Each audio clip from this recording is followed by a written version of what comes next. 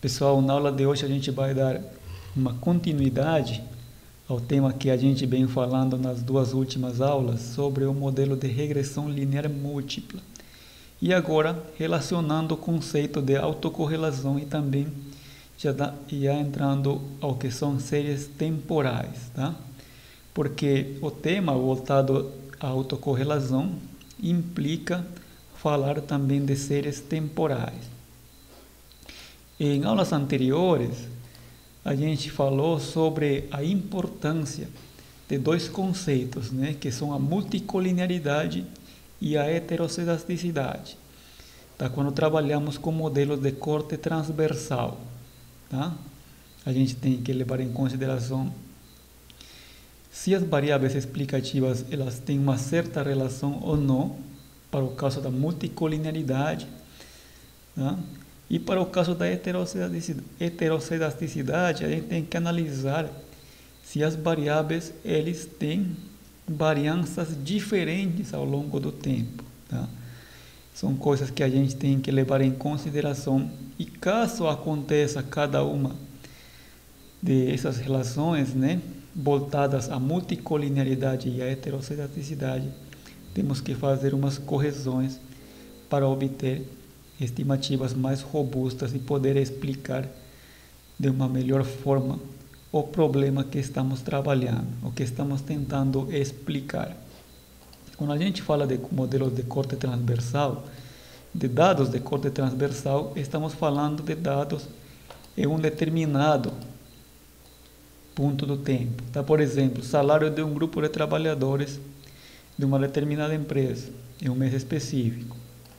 Pesquisa sobre o consumo das famílias de um determinado produto, tá? Em um determinado período. Quando a gente, por exemplo, trabalha por meio de entrevistas ou fazendo questionários para determinar o perfil de consumo das famílias de uma determinada cidade sobre um determinado produto, estamos falando de um modelo de corte transversal. E, eventualmente, a gente pode relacionar esse perfil de consumo com outras variáveis para poder tentar explicar, tá, o perfil de consumo das famílias. Por exemplo, aqui a gente pode relacionar o consumo com o quê? A gente pode relacionar o consumo com base em quê? Com base na renda, com base nos gostos, etc. Tá? Mas se a gente fala de um momento dado no tempo, estamos falando de um modelo de corte transversal. Tá? Agora, quando a gente fala de um modelo de séries temporais, tá? A gente está falando de uma variável coletada em diferentes momentos de tempo.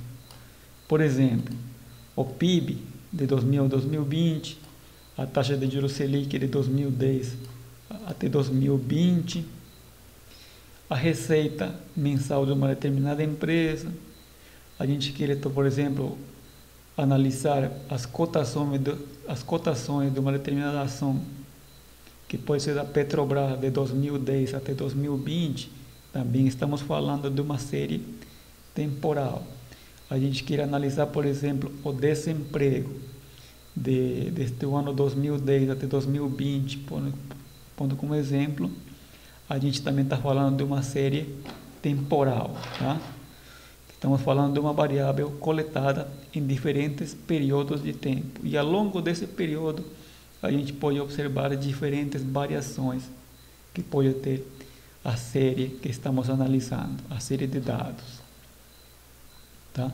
Essa é a diferença entre um modelo de corte transversal e um modelo de séries temporais. Tá? E quando a gente trabalha com modelo de corte transversal e de séries temporais, as tratativas dos dados vão a ser diferentes também. Tá? Por exemplo, aqui eu estou indicando uma observação, né? Ao trabalhar com dados de séries temporais, devemos analisar a tendência da série, se ela apresenta tendência crescente, decrescente, se existem movimentos cíclicos ao longo de um período, se tem sazonalidade ou não.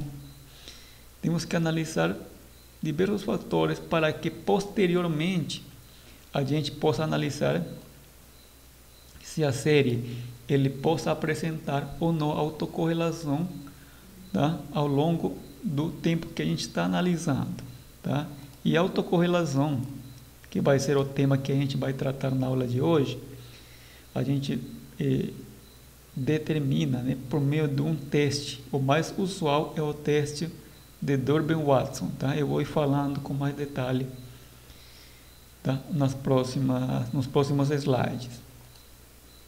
Então, gente, quando falamos de séries temporais, né, como eu estava explicando agora há pouco, temos que levar em consideração vários conceitos que a gente tem que observar, né? A tendência, o ciclo da série, se a série apresenta sazonalidade ou não, e com base nisso fazer alguns testes para determinar se a série apresenta raiz unitária ou não. Tá? Caso a série apresente raiz unitária, temos que fazer uma correção, porque caso contrário, o resultado ele não seria o mais real, né, para a gente explicar o problema que estamos analisando. Outra coisa importante, quando trabalhamos com modelos com dados econômicos, tá? E o modelo de séries temporais, teremos que fazer o ajuste por inflação, tá? Uma correção por inflação. Por exemplo, se a gente trabalha com renda, salários e preços, tá? Cotações, por exemplo, a gente tem que fazer esse ajuste por inflação, né? O indicador de ajuste por inflação é publicado pelo Banco Central, tá?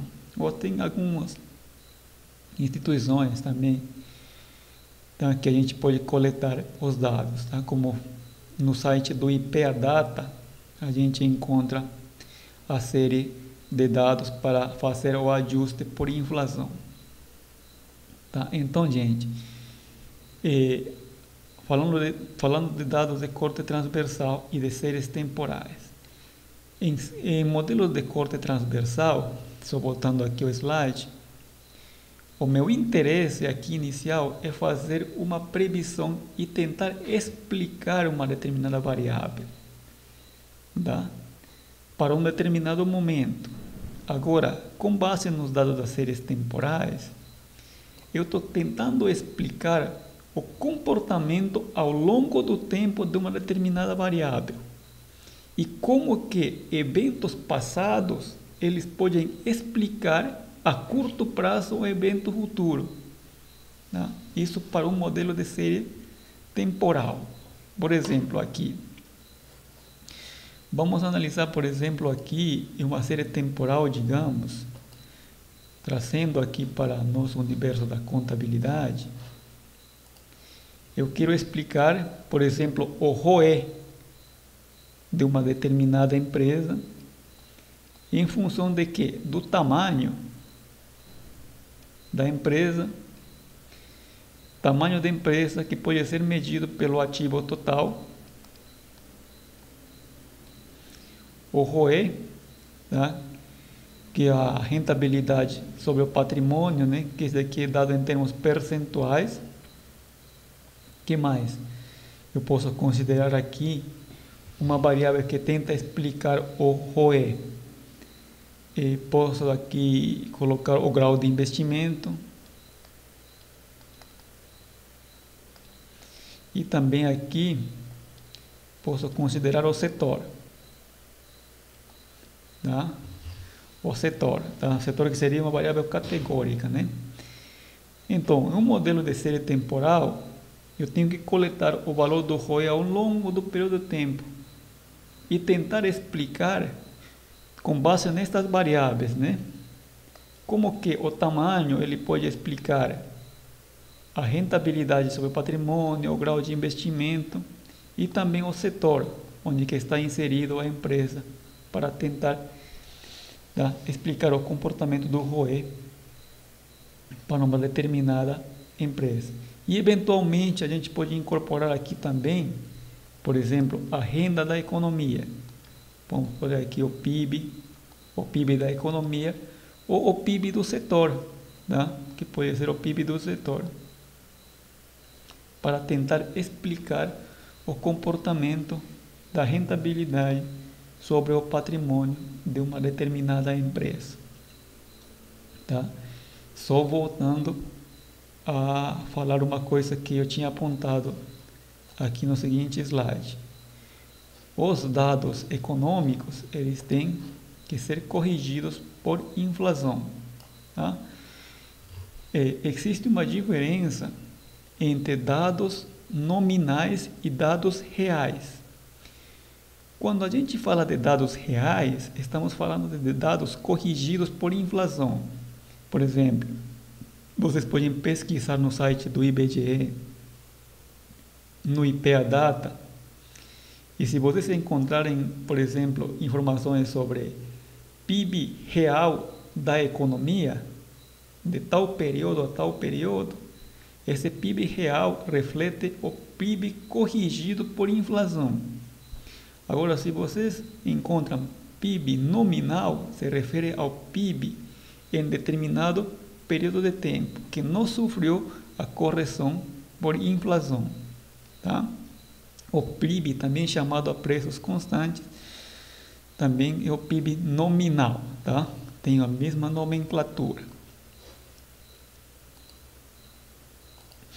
Então, gente, quando falamos aqui de séries temporais, devemos observar a tendência, o ciclo e a sazonalidade. E com base nisso, tentar observar em que momentos determinada variável ele sofre um alto crescimento devido a uma expansão na renda da economia, que pode ser o caso, ou estabilidade na economia, e em que momento sofre uma retração, e se existe um padrão que se repete ao longo do tempo. Tá? Para explicar aqui esta parte da tendência, vamos aqui, só aqui complementando essa parte do ciclo, tendência e sazonalidade, né? A gente entende por tendência esse comportamento aqui, se é crescente ou decrescente. E dentro desse período pode existir variações cíclicas, só que a variação cíclica, os ciclos, é um termo que a gente considera para um espaço de tempo a longo prazo, superior a um ano.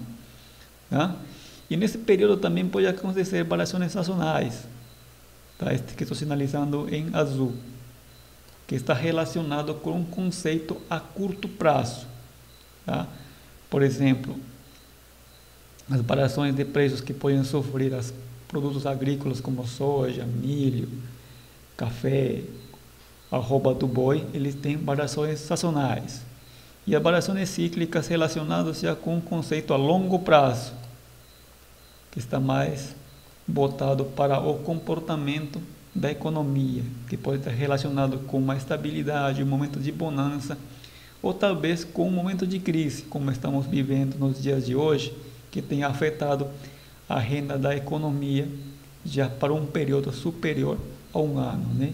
E também diversos setores dentro da economia, tá? Que têm se visto afetados ao longo deste período, tá? Então, voltando aqui para esses conceitos que venho falando, tendência de uma série histórica de preços reais, a partir do qual analisamos o comportamento dos preços ao longo do tempo, tá? Tendência, verificar se é crescente ou decrescente, né? E o ciclo relacionado aqui com um conceito a longo prazo, tá? Analisar flutuações existentes em períodos maiores a um ano, tá? E a sazonalidade, consideramos nesse caso um ano, né? E para esse ano analisar quais são as variações que podem acontecer na série que estamos analisando, né? Que pode ser o caso de uma série de preços, tá? E que efeitos podem explicar essa variação sazonal para o curto prazo. Então, essa parte aqui eu tinha falado, né? Há uma coisa importante, gente. Eu vou fazer aqui um parênteses para aclarar algumas coisas voltado à primeira avaliação da disciplina.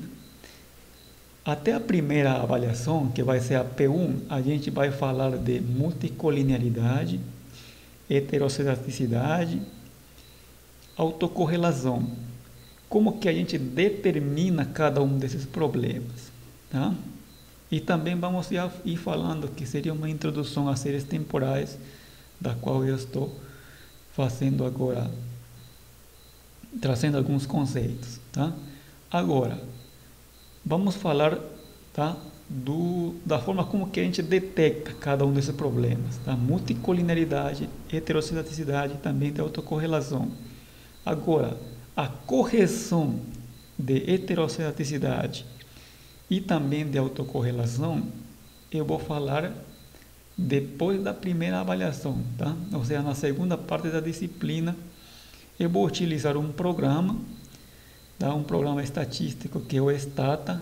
Eu vou indicar para vocês dentro do AVA, para que vocês possam ir instalando e ir acompanhando a disciplina.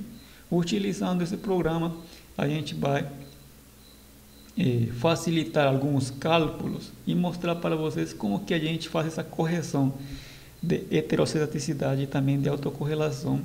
E, inclusive, esse daqui também, o teste de raiz unitária para dados de séries temporais, tá? Quando a gente fala de raiz unitária, a gente tenta analisar o comportamento dos resíduos de uma determinada variável, tá? Ao longo do tempo, tá? Existe um teste para determinar também se as variáveis apresentam ou não raiz unitária. Caso apresentarem, a gente tem que fazer também a correção. Se a gente não fizer a correção, o modelo estimado, ele não é um modelo que vai refletir a melhor ou a realidade para poder tentar explicar o problema, tá? Então, nesta parte introdutória de análise de séries temporais, eu vou ir falando alguns conceitos, mas na segunda parte da disciplina eu vou aprofundar muito mais para poder aclarar esta parte daqui, viu, gente? O teste de raiz unitária, que é, como que a gente determina e como que a gente corrige a raiz unitária de uma variável, tá? Na segunda parte da disciplina. E também na segunda parte da disciplina, eu vou falar sobre essa correção dos dados por inflação, tá? Porque todos os dados econômicos, para que eles façam sentido, eles têm que ser corrigidos por inflação. Caso contrário, o modelo que eu estou trabalhando, tá, ele não vai refletir a realidade, tá? Então eu tenho que fazer essa correção para os dados econômicos que a gente inclui dentro de um modelo, tá, que estamos querendo trabalhar, tá? Só fazendo essa aclaração, tá? Até a primeira parte da disciplina eu vou ir mostrando, tá, todos os conceitos que a gente tem que levar em consideração quando trabalhamos com o modelo de regressão linear múltipla, tá? Quando trabalhamos com o modelo de regressão linear múltipla e dados voltados para séries temporais, que é basicamente o mais usual dentro do mundo da contabilidade, das finanças e também das áreas afins, né, como são economia e administração, tá? Quando os dados são de corte transversal e refletem o comportamento das variáveis em determinado momento de tempo, eles não precisam passar por essa correção, tá? Essa é uma grande diferença entre trabalhar com dados de corte transversal e séries temporais. Trabalhar com séries temporais tem uma tratativa muito diferente que um modelo de corte transversal. Modelo de corte transversal, corrigindo multicolinearidade e heterocitasticidade, basta. Agora, de um modelo de séries temporais já envolve outros conceitos, né? Temos que corrigir autocorrelação, caso existir. Temos que corrigir raiz unitária, caso a série apresente raiz unitária. temos que analisar, ver se a série apresenta ou não comportamento sazonal ou não, tá? Todos esses conceitos eu vou ir falando em detalhe na segunda parte da disciplina, mas aqui, nesta parte introdutória, eu já vou fazendo uma pincelada, né, para ir trazendo para esses conceitos para vocês e ver como que analisar dados, né, ele tem certas condições que devem ser cumpridas para eu poder explicar um determinado problema que estou querendo analisar, tá? Isso vai valer muito para vocês que vão querer trabalhar em seus TCCs futuramente e utilizar dados secundários, tá? Então, em séries temporais, né, a gente utiliza basicamente o que a gente mais utiliza, né, os dados de séries temporais são para fazer previsões, tá? Previsões sobre cotações, este que estou sinalizando aqui no slide. Previsões sobre cotações, previsões também sobre dados macroeconômicos. Por exemplo, inflação, desemprego, ou quero analisar o comportamento do PIB, quero analisar, digamos, qual que vai ser o efeito das políticas monetárias e fiscais sobre determinados setores dentro da economia, tá? É para isso que a gente utiliza os dados de séries temporais, tá? E no caso da previsão de cotações, a gente vai falar sobre o mercado financeiro, né? Por exemplo, como que as cotações de ações de determinadas empresas que têm uma certa relação com empresas que negociam as suas ações na Bolsa Brasileira, elas podem exercer um certo efeito para o preço das ações também. E também, por exemplo, variáveis como a taxa de câmbio, tá? Ou além do mais, né, o comportamento próprio da economia, ou fatores políticos também que podem afetar as cotações das ações, tá? Que podem ser tanto das ações ou também do preço de determinados produtos que são negociados no mercado internacional, tá? Que podem ser produtos agrícolas, como por exemplo a soja, café, milho, arroba do boi, etanol, o preço do açúcar, cristal, entre outros, tá? Esse daqui, gente, que estou sinalizando, é o que mais se aplica, né? Ou tem se estudado muito mais quando analisamos dados de séries temporais também, né? Tá? Mas isso também não diminui, né, estudos que estão voltados para a previsão de demanda, de gestão de vendas, gestão financeira e de marketing e também gestão da produção, tá? Que é uma área muito importante quando a gente quer analisar a maximização e a minimização de custos, tá? Maximização de lucro, minimização de custos e despesas, tá? Sobre um determinado produto, tá? Que a empresa pode lançar para o mercado, tá?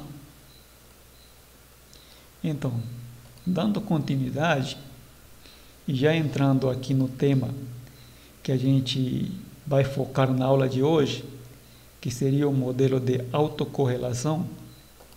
No modelo de autocorrelação seria o tema de autocorrelação, né? Então, o modelo vai apresentar problema de autocorrelação quando os resíduos, tá? Estamos falando dos resíduos da série temporal, são correlacionados, ou seja, apresentam uma certa relação, tá? Os resíduos. Se assume que um modelo, o termo do erro de uma observação está associado ao outro, tá? Se se assume que um modelo, o termo do erro de uma observação não está associado a nenhum outro, tá? Se essa hipótese for violada, então você tem um problema de autocorrelação, tá? Caso contrário, não teria esse problema. Mas por que ocorre um problema de autocorrelação, tá? Se a gente, por exemplo, monta uma equação, eu querendo explicar, por exemplo, o comportamento, por exemplo, a gente estava falando do ROE, né? Vamos colocar aqui. A gente estava falando do ROE, digamos aqui. Vamos falar agora sobre o lucro líquido, tá? Vou montar uma equação aqui. Vamos falar aqui, eu quero explicar o lucro líquido de uma determinada empresa em função do PIB do setor. Que mais? Em função da taxa Selic. Vamos deixar aqui. Da taxa Selic e também da taxa de câmbio. Vamos colocar aqui, da taxa de câmbio.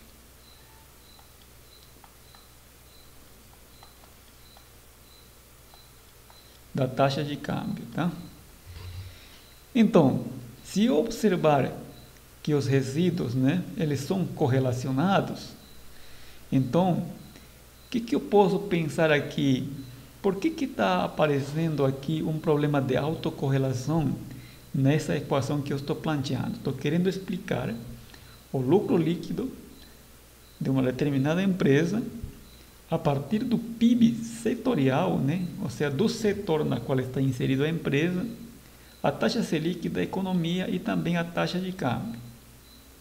Por exemplo, se o lucro líquido que eu estou analisando para o setor do varejo, vou colocar aqui do varejo, o que eu espero, né?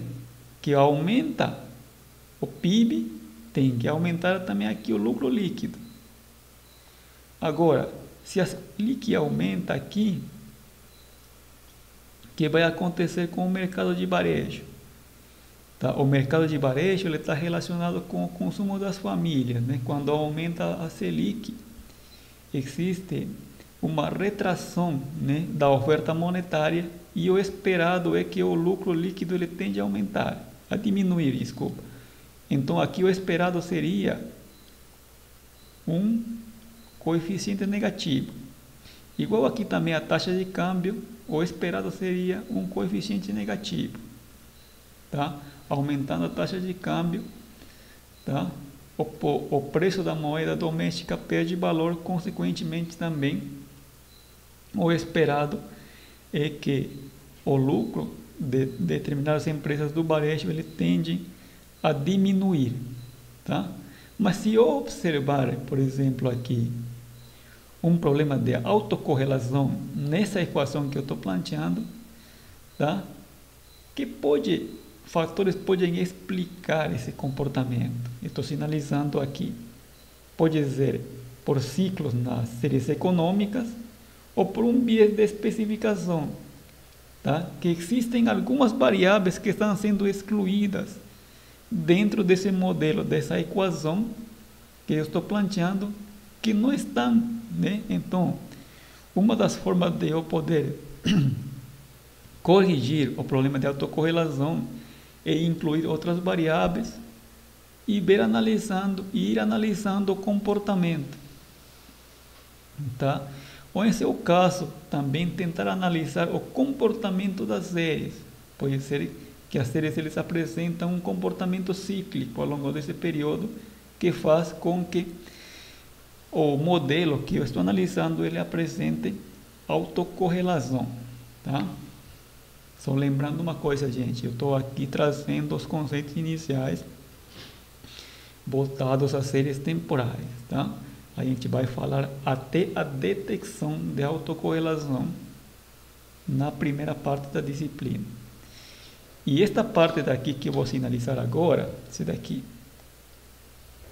o procedimento de correção que estou sinalizando em verde, por meio da estimação do Cochrane-Urquhart e da estimação de Price, os mínimos quadrados generalizados, eu vou ir falando na segunda parte da disciplina, mas eu já vou fazendo aqui uma pincelada e ir mostrando para vocês a continuidade deste tema, tá? Esse tema daqui que é bastante amplo, tá? Então, o teste para determinar autocorrelação, tá? É um teste formal e muito usual dentro da literatura, é o teste de Durbin-Watson, Daqui é o teste que a gente vai utilizar na aula de hoje para tentar determinar se o modelo que estamos analisando ele apresenta ou não autocorrelação, tá? Então, e aqui agora estou sinalizando o exemplo que a gente vai tratar na aula de hoje, tá? Lembrando uma coisa, gente. Vamos analisar as cotações da Vale, tá? Cotações da Vale em função das cotações do minério futuro na Bolsa de Chicago, tomando como proxy o preço do futuro do minério internacional e também da cotação do dólar, tá? Eu estava falando uma coisa, né? Lembrando que análises que a gente vai fazer aqui inicialmente são dados, tá? Nominais, tá? As correções por inflação eu vou ir falando, tá? Após a primeira parte da disciplina, tá? Correção por inflação, teste de raiz unitária, correção de heterocedaticidade e correção de autocorrelação, vou ir falando após a primeira parte da disciplina. Inicialmente, vou ir trabalhando os dados, a interpretação dela e os dados tratados como elasticidade, tá? Eu vou ir explicando no próximo slide como que a gente vai interpretar os dados na forma de elasticidade, tá? Então, o modelo que a gente vai tratar na aula de hoje vai ser as cotações da Vale. Vou escrever aqui a equação. Vou colocar aqui cotações da Vale.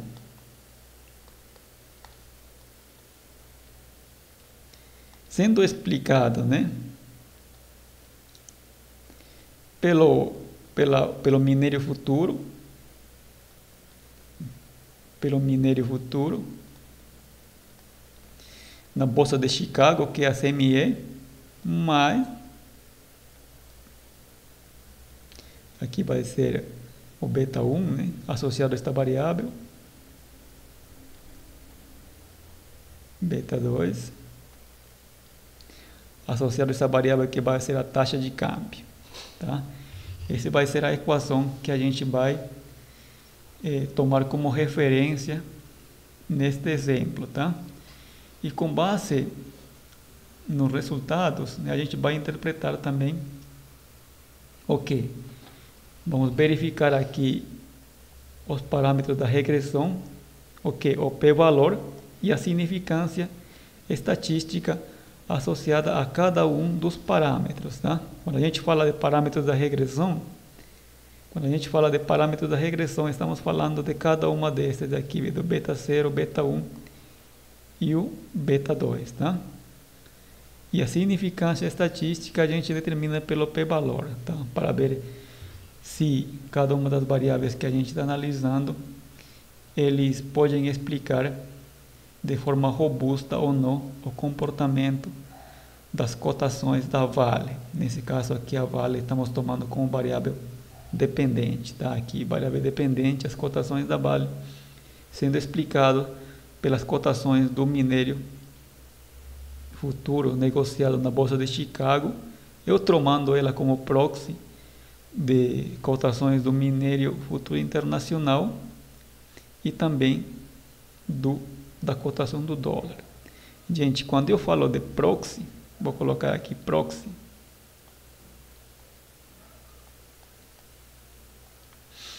em termos aqui de estimativa de um modelo, nesse caso um modelo econômico, eu estou querendo dizer que estou tomando ela como variável próxima, tá?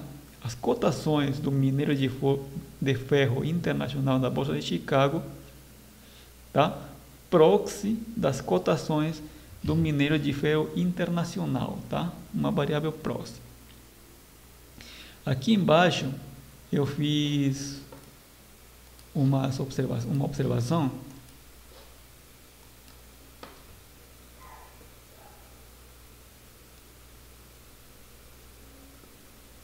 Aqui embaixo eu fiz uma observação, tá? Os dados que a gente vai trabalhar vão ser em logaritmos, tá? Aqui logaritmos, com a finalidade de reduzir a variância e analisar os parâmetros como elasticidade. Tá? Ou seja, o modelo que a gente vai trabalhar é um modelo log-log. Tá? Só mostrando aqui a parte dos dados. Aqui no modelo, eu tenho aqui as cotações da Vale, do minério de ferro na Bolsa de Chicago e as cotações do dólar do ano de 2017 de janeiro até março de 2021, tá? Então, aqui nós temos aqui já os valores em logaritmo natural das cotações da Vale, esse daqui, logaritmo natural das cotações do minério de ferro na Bolsa de Chicago e do dólar. Tá? Então, só voltando aqui ao slide,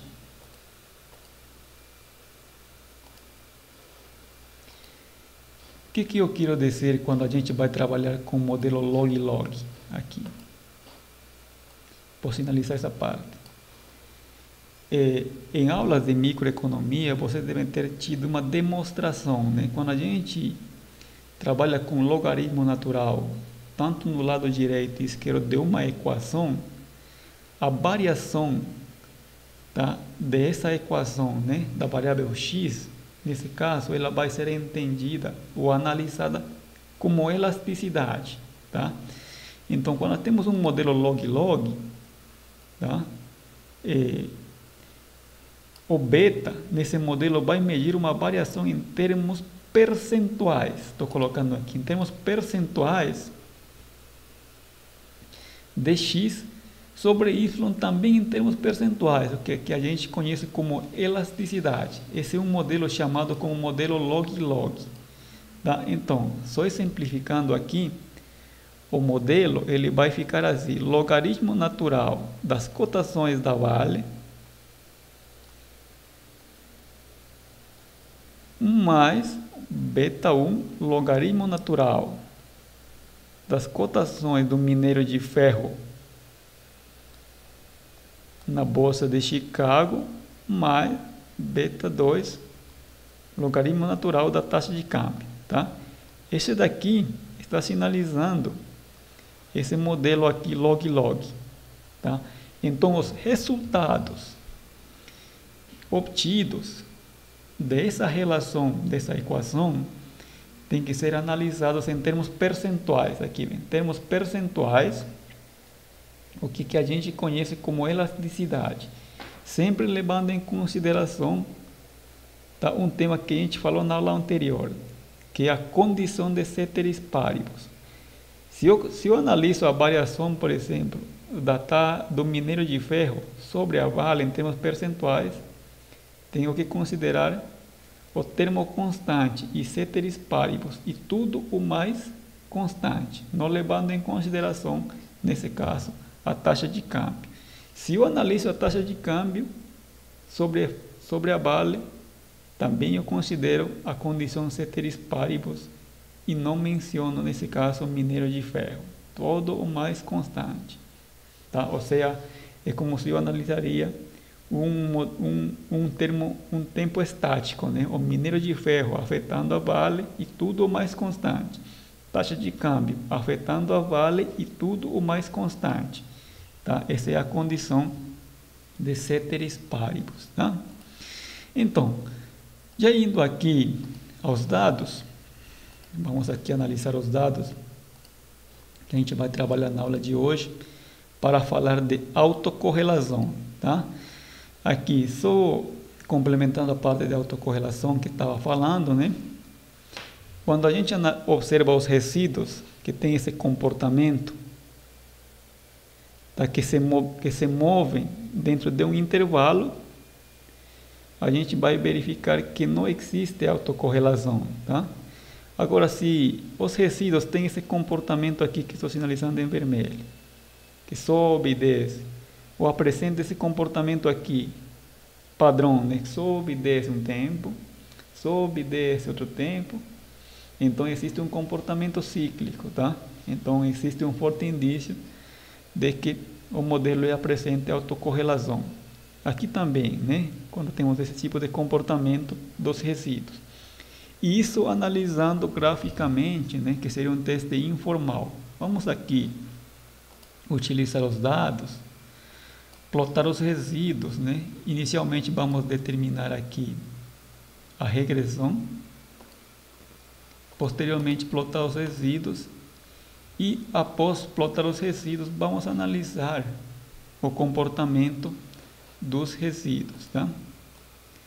Aqui do lado também estou mostrando aqui o comportamento gráfico de cada uma das séries que vamos trabalhar na aula de hoje. Estávamos falando de ciclo, tendência e sazonalidade, né? Por exemplo, aqui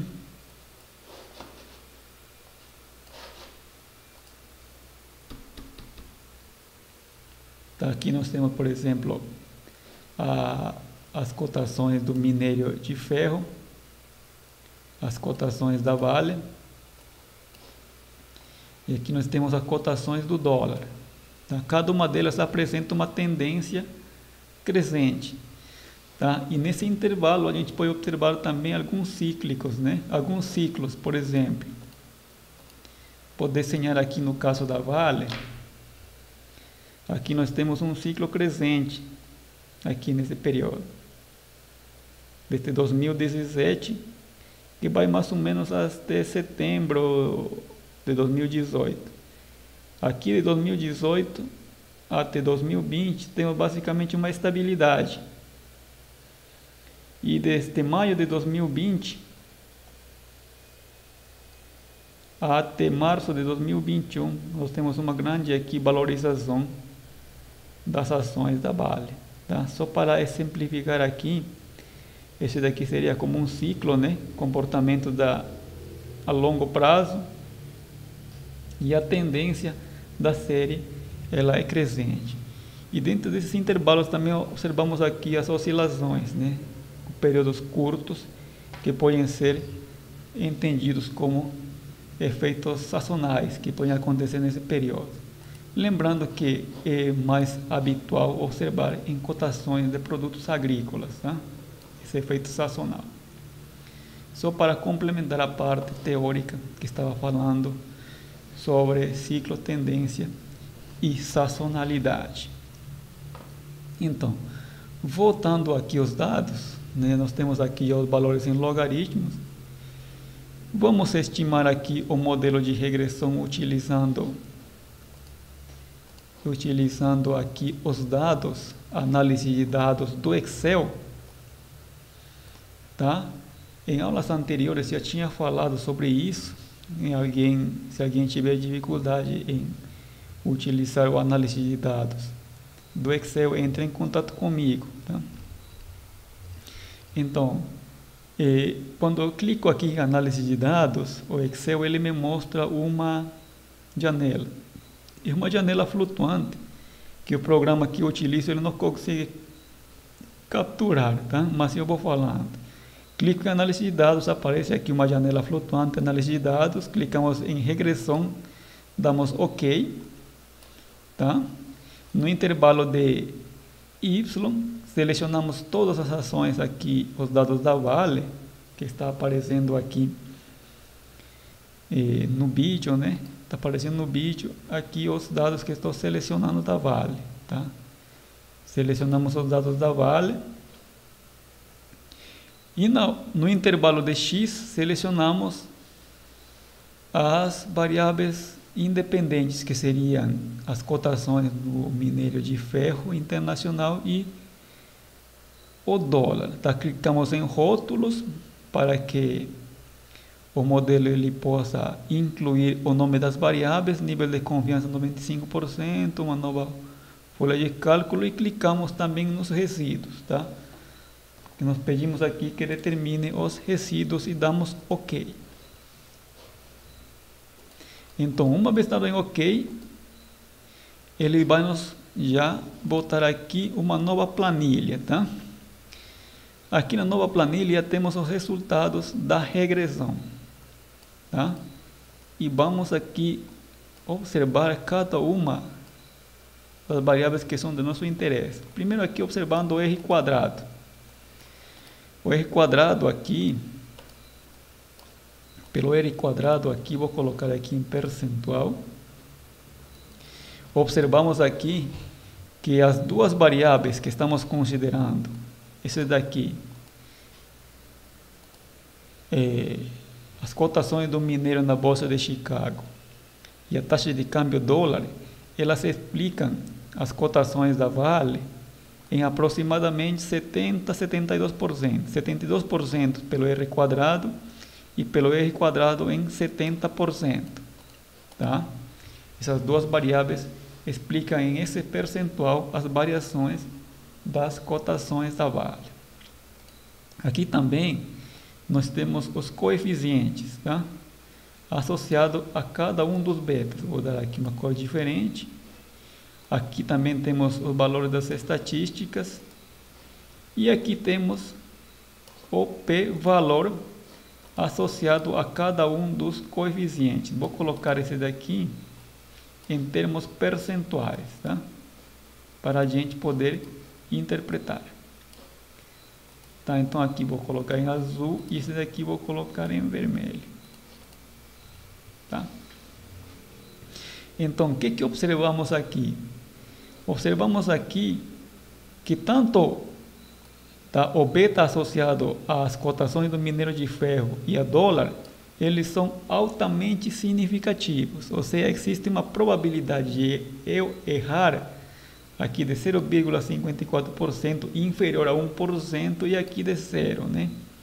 Então, as duas variáveis são altamente significativas para poder explicar as variações das cotações da Vale, tá? Como que ficaria a equação nesse caso aqui? A equação ficaria dessa forma, tá? Vou desenhar aqui. Lá, o logaritmo natural das cotações da Vale 3 vai ser igual a beta 0 mais, aqui vai ser igual o valor de 0,4135 logaritmo natural da CME, vou colocar aqui CME, que seriam as cotações do minério na CME, mais 0,9397, que seria o dólar, logaritmo natural da taxa de câmbio. Tá? Dessa forma aqui ficaria a regressão, tá? O modelo de regressão. Tá? Aqui nós temos aqui tanto os coeficientes associados a cada um dos betas. Tá?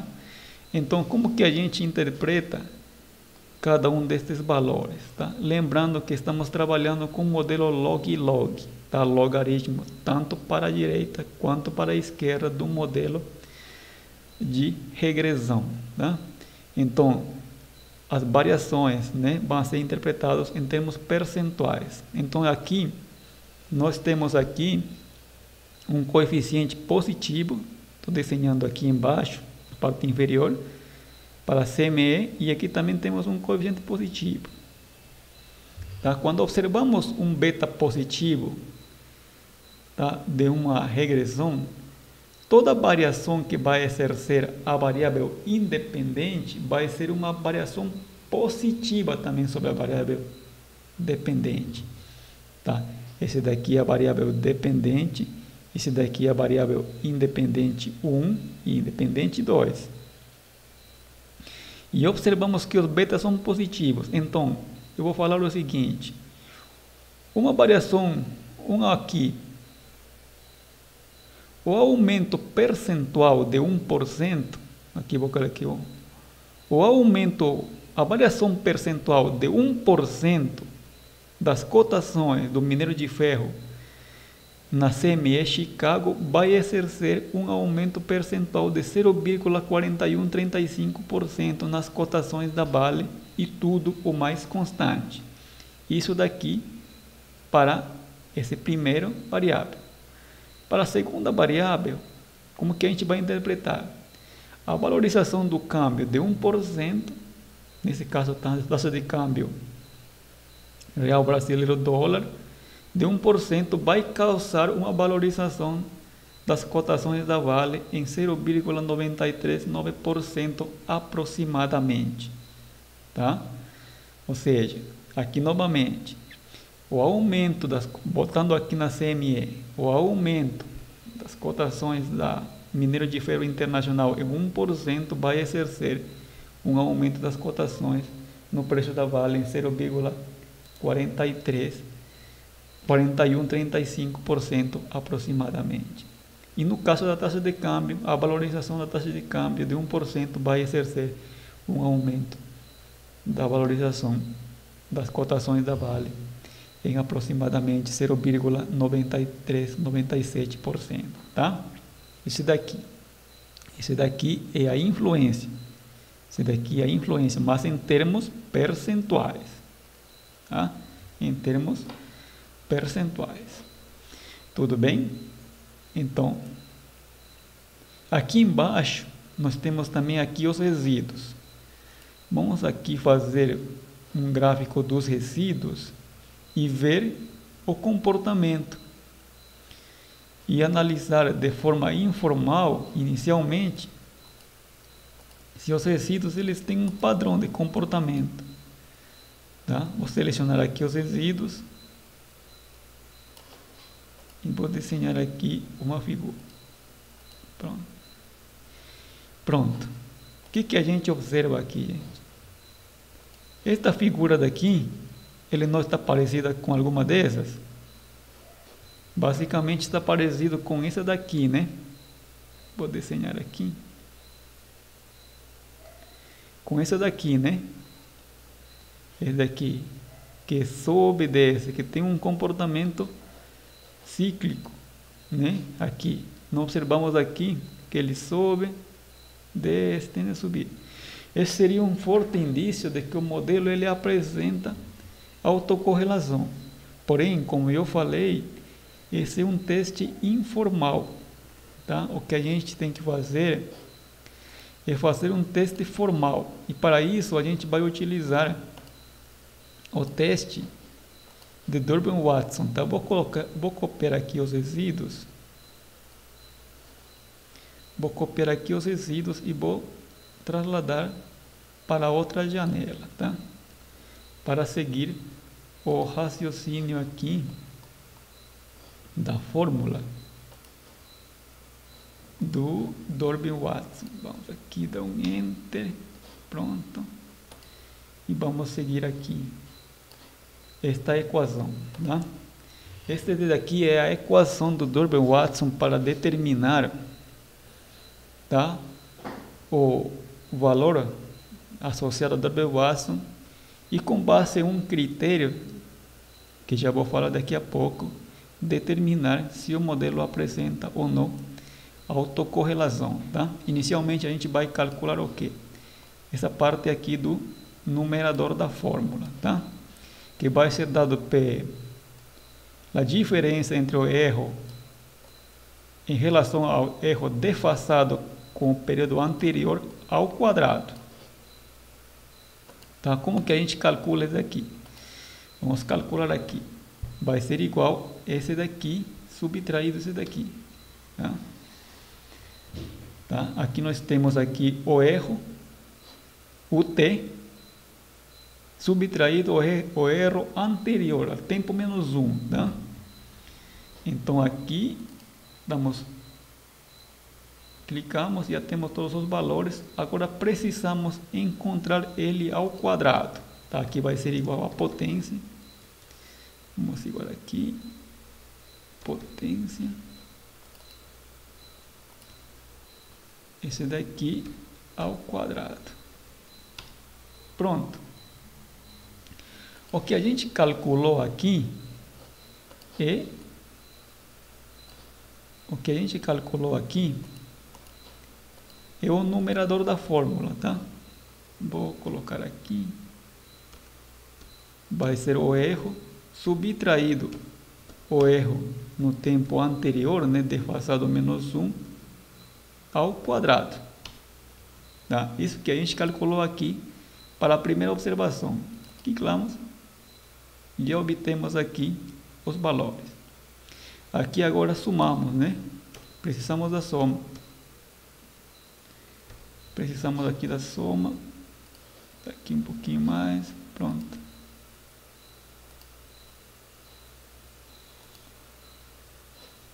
Scrap. Pronto. Vamos dar aqui.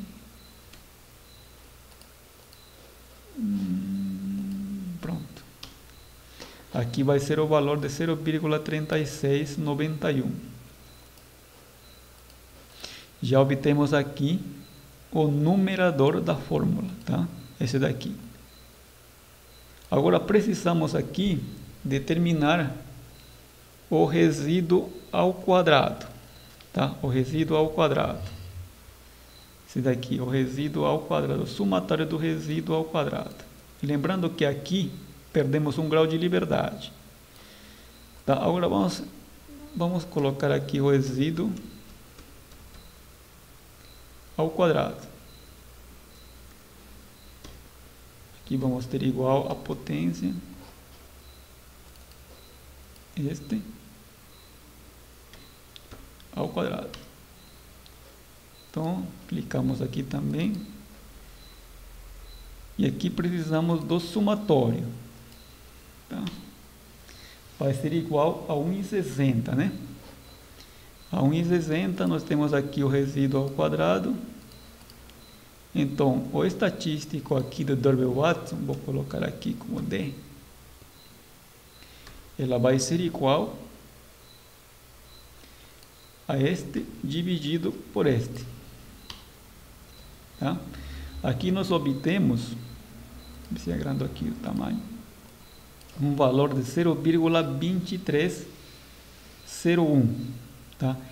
Esse vai ser o valor do estatístico de Dolbear-Watson. Tá? Agora, para saber se o modelo apresenta ou não autocorrelação, eu tenho que utilizar a tabela do Dolbear-Watson. Tá? Eu já tenho aqui a estatística do Dolbear-Watson, já determinei o valor estatístico e eu preciso saber quantas observações eu tenho e preciso saber também quantos parâmetros eu tenho, tá? Parâmetros do modelo, que são 3 nesse caso, né? 3 nesse caso, porque são 2 variáveis explicativas mais o termo constante, tá? Então aqui preciso saber quantas são as observações que eu estou trabalhando. Aqui eu tenho 51 observações, essas que estou sinalizando. 51 observações. Tá? E tenho aqui um K de 3, tá? Que seria 3 parâmetros, tá? Nesse caso aqui, K 3 menos 1 graus de liberdade, tá?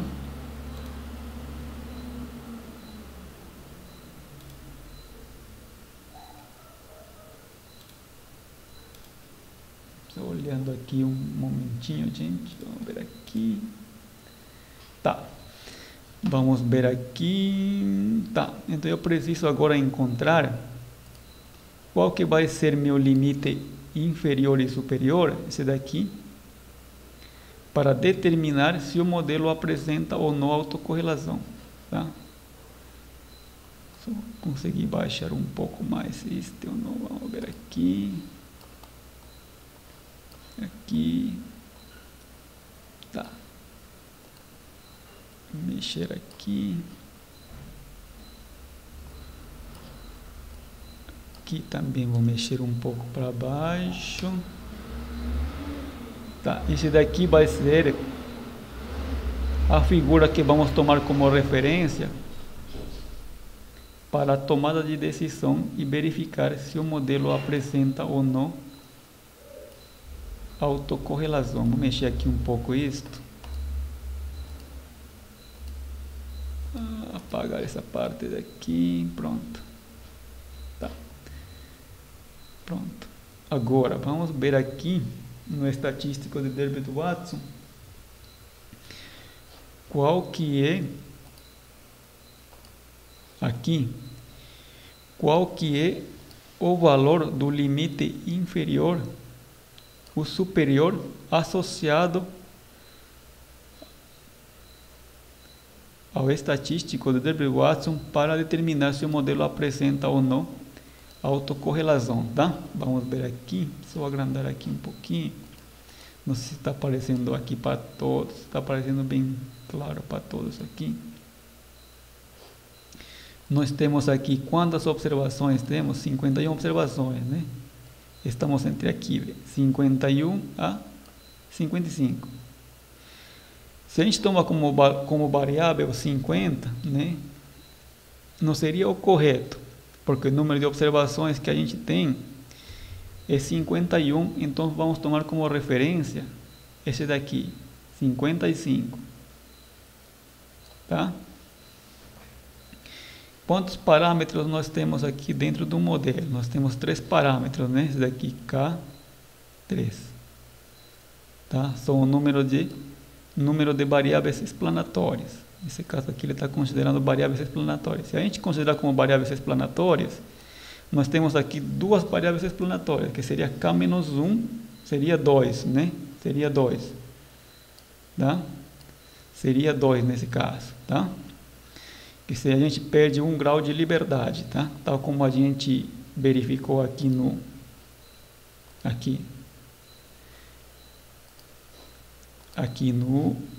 na estimativa, tá? Aqui, grau de liberdade 2, aqui. Grau de liberdade 2, tá?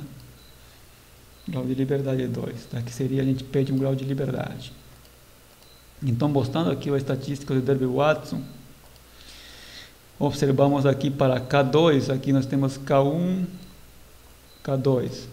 Nós temos aqui como limite inferior e superior 1,32 e 1,47. Já vou explicar a que se refere esse 1,32 e 1,47. Só quero anotar aqui 1,32 e 1,47 para não me esquecer.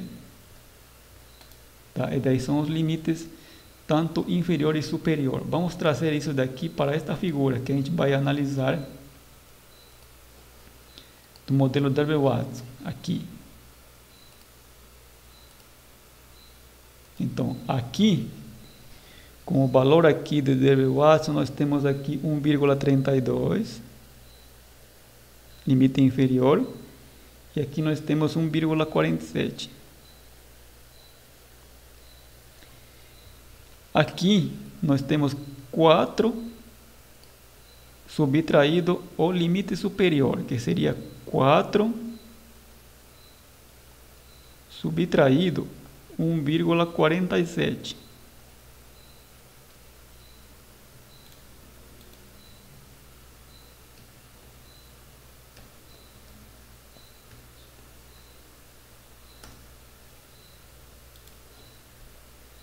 Aqui 1,32.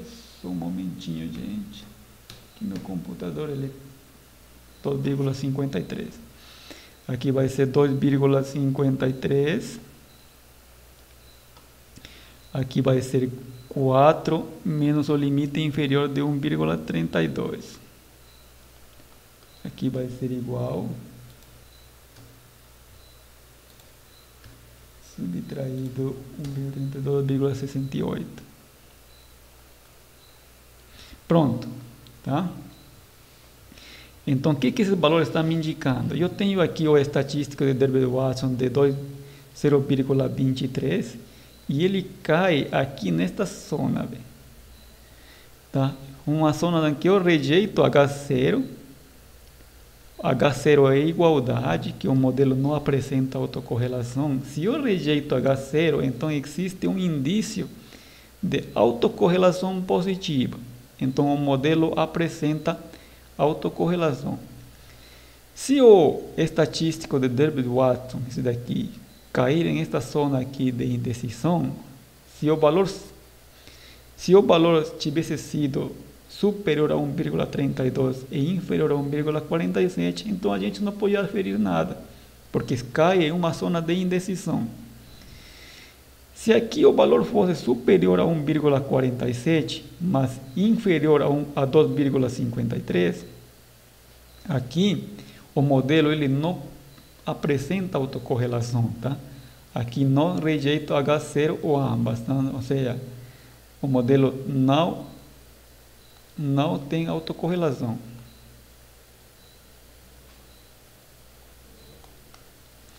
Se o valor estivesse aqui também, nesse intervalo,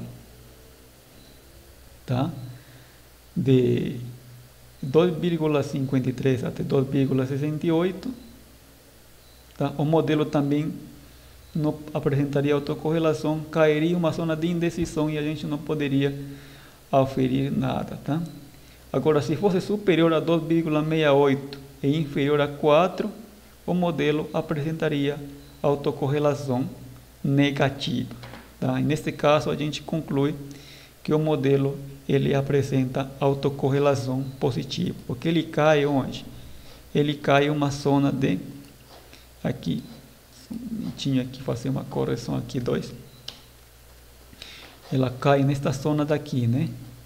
A zona daqui que estou sinalizando em verde, inferior a 1,32, o modelo apresenta autocorrelação positiva. Quando apresenta esse problema, a gente tem que fazer umas correções, como eu tinha sinalizado no slide, tá? Mas essas correções eu vou ir falando após a primeira avaliação, tá? Inicialmente, até a primeira avaliação, vamos falar sobre detecção desses problemas, tá? Autocorrelação, heterozeisticidade e as correções eu vou ir deixando para a segunda parte da disciplina, porque a gente vai continuando falando de seres temporais. Esse tema daqui de seres temporais é um tema bastante amplo, tá? Só, gente, fazendo uma correção aqui, esse ultiminho que eu estava me lembrando, aqui o termo constante é o valor associado ao intercepto, tá? Que vai ser igual a 0,6437, tá? Tá? Essa seria toda essa parte daqui, falando de esta segunda parte da disciplina, tá? A segunda parte no modelo de autocorrelação, já falando uma introdução a seres temporais.